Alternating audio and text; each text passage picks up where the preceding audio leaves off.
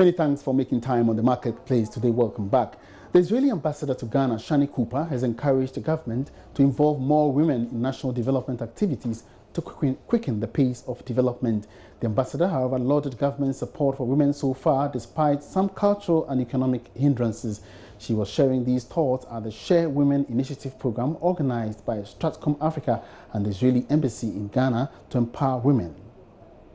Israeli Ambassador Shani Cooper says the government is committed to partnering Ghana to train women. This, according to her, is part of the process to empower them to be part of development issues of the country.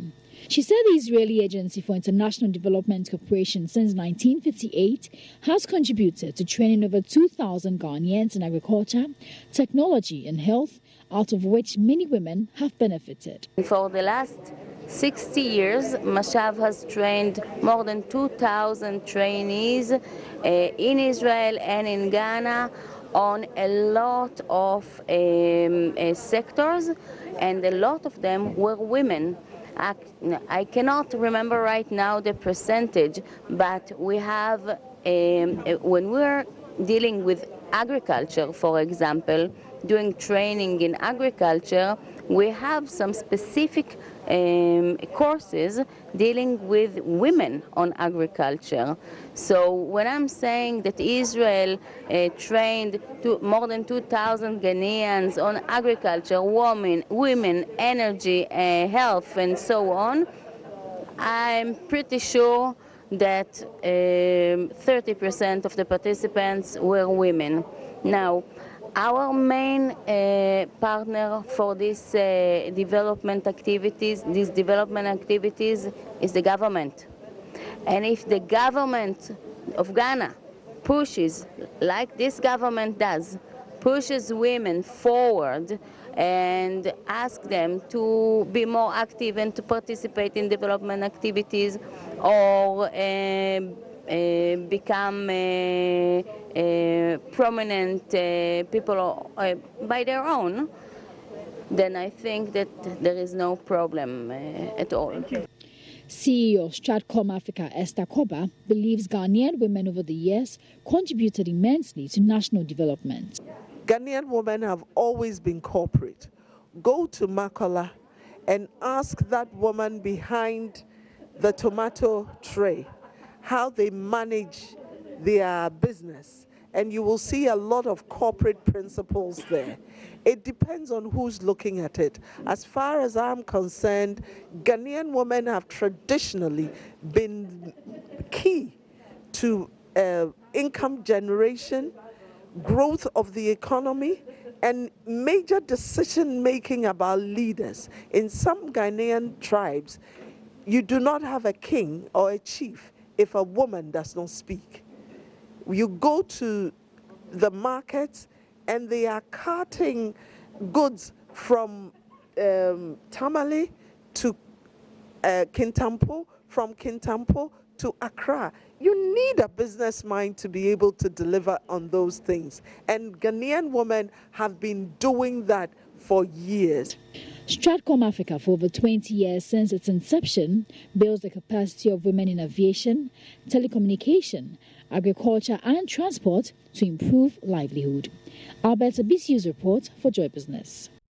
Let's turn our attention to a developing issue today. Some workers of the Ghana Ports and Harbours Authority have been meeting President Akufo-Addo over some concerns with regards to the MPS Port Expansion Project.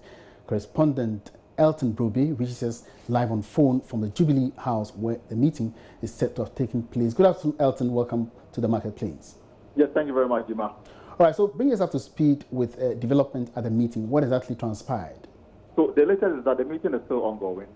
We are not privy to what is happening inside because the media was asked to stay out because this was a presidential invitation to workers of the GPA to come and meet the president so that the parties can look at the concerns from the GPHA workers as against what MPS is promising. I mean, I think that the main hook as far as these matters are concerned is whether or not people will lose their jobs, as has been espoused by the workers, or whether or not there will be more jobs as also has been espoused by MPS. Now, before the meeting got underway, President Akufo-Addo declared that this particular contract was signed 5 years ago, and he wasn't quite happy with the fact that when the contract was signed in 5 years ago, there wasn't much of agitation. It is now that government has come in to review the agreement, that has been given more stake to GPHA as far as the port expansion is concerned, that the workers are agitating or are raising concerns about the contract in its form. But we are all waiting to hear the outcome of this decision. The membership of the GPHA, about 50 of them are sending this meeting. All of them are clad in red, signifying the seriousness they attach to this particular meeting. When the meeting is done, my information is that there may be a briefing, and then we'll know the steps being taken to address the concerns of the workers and the MPS in going forward as far as the port expansion program is concerned. But key meetings also follow after this particular, which may be of interest to our business, is the Continental Free Trade Agreement that almost all AU member states have signed on to. There's a major, news conference about to also happen here at the Jubilee House somewhere at 2 p.m. For us to know the next step in implementing this particular trade agreement. Ima. All right, thank you so much, Elton Broby, for that update. We'll certainly get more when you come back to the office. Now, moving on, telecommunications giant MTN says it is committed to fulfilling its promises to subscribers within the context of declaration of 2019 as customer year. Senior Commercial Manager in charge of Trade and Sales, Northern Business District, Simon Amo, has been speaking to at the ongoing annual Ashanti Fest that provides one of the platforms to reward customers in the Ashanti region. Prince Appiah joined the exercise and has details in this report. Hundreds of customers, business partners and other residents of Kumasi joined MTN staff for a walk and later medical screening over the weekend. Simon Amo, a Senior Commercial Manager in charge of Sales and Trade, Northern Business District of MTN. He believes such exercise is very important to enhance productivity at the workplace. The MTN Foundation rests on 3 pillars: the pillar of economic empowerment, the pillar of education, and the pillar of health.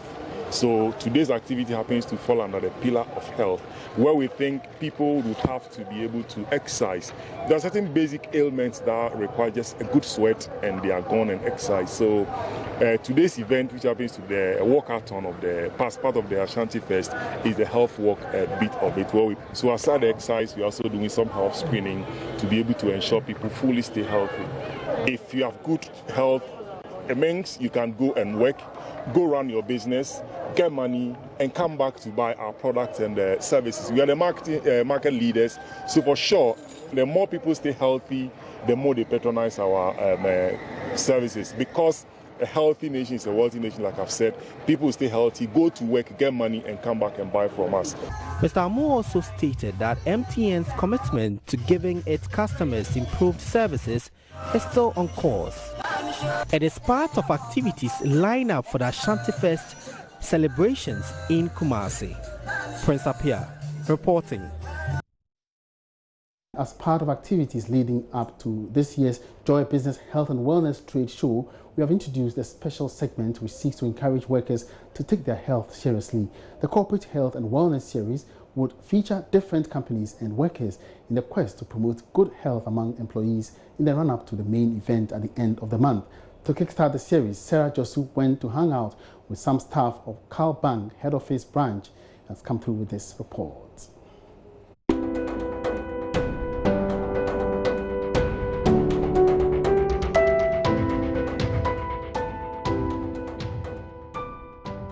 Health, they say, is wealth, and to acquire wealth, one needs to work. Hence, your workplace needs to prioritize your health. Now, as part of activities leading up to the main Joy Business Health and Wellness Trade Show, we will be visiting some corporate entities and get to know how they maintain their health and wellness. And today, we are starting with Carl Bank. So join us as we speak to some staff and learn lessons from their health and wellness routine.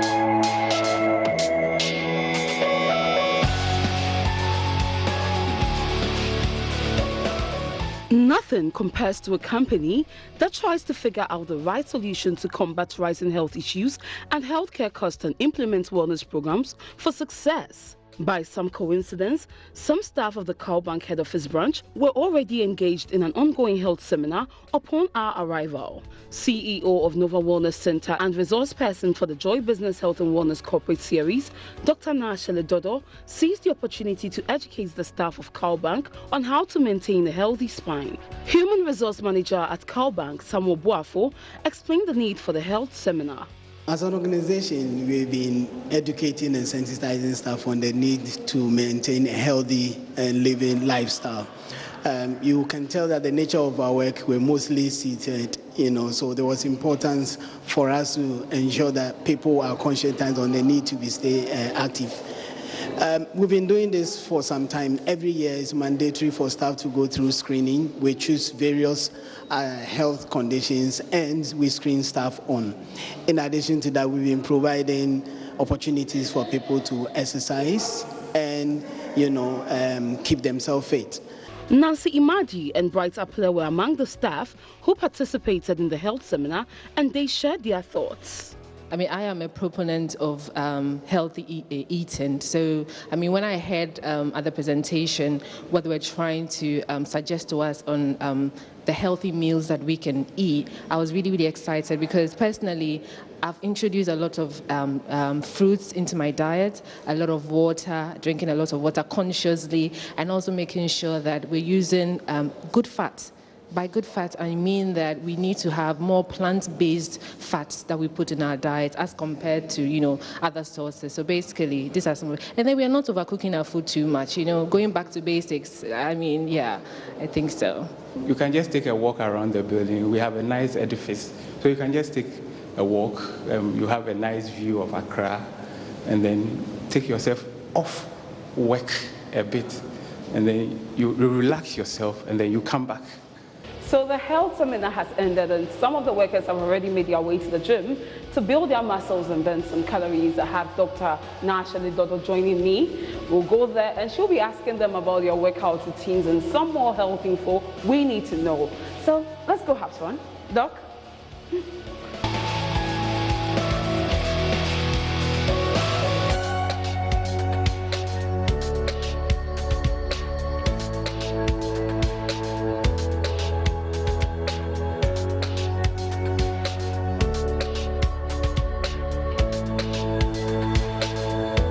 The state-of-the-art gymnasium at CalBank's head office was bustling with both young and old staff members, busting moves to break a sweat on the treadmill, doing push-ups, leg squats, and virtually everything possible to burn calories and keep their bodies and hearts in good shape. So we're here with Yvonne, who is the manager of Pulse Fitness here at CalBank. And I know Dr. Dodo has some questions she would like to ask her. So Doctor, over to you. All right, Yvonne, this is a beautiful gym you guys have here. Yes. So how long has this been going on for? Since December, so almost 4 months, like okay. 4 getting to 5 months now. That's wonderful. So have you noticed any changes for those regulars, those who are coming in consistently? What are some of the changes you've noticed? Most of them have been able to tone up really well. Okay. Most of them claim that they can sleep better now. Okay. They have a lot of energy. Their work productivity is also high. All right. Their sex level is also high. Okay. I'd love to share. All right. Paul, Ben, Michael, and Ben.